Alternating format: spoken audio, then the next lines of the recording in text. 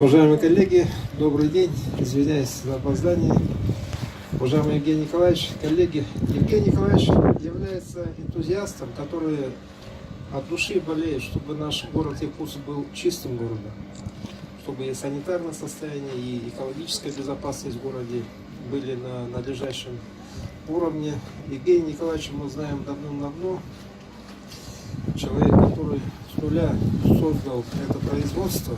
Мы были здесь осенью, где-то в ноябре месяце, и Евгений Николаевич нам презентовал свои задумки, идеи. И наконец-то оборудование, как называется? Фортан заработал, загудел. И сделали маленький, но вклад в зеленую экономику, в зеленую экологию нашему городу. Ведь от людей, которые делают вот на энтузиазме, да, которые работают, привлекают собственные средства, не бюджетные, не государственные, и от души болеют, чтобы наш город был чистым, их очень мало. Евгений Николаевич своим подходом, своей работой доказывает, что на этой ниве можно работать. Поэтому, Евгений Николаевич, мы хотим от имени общества экологов вас поздравить с успешной реализацией вашей задумки.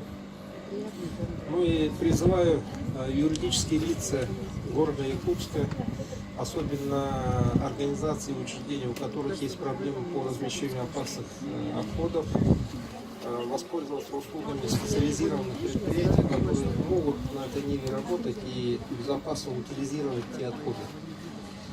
Это особенно касается биологических отходов, ну и других видов отходов, которых нельзя захоранивать. Коллеги, я хочу пожелать Евгению Николаевичу успехов на новом поприще и побольше бы таких энтузиастов, и город наш Якутск будет зеленым городом. Евгений Николаевич, Он будет зеленым. Да, успехов вам в нашем зеленом деле. Спасибо.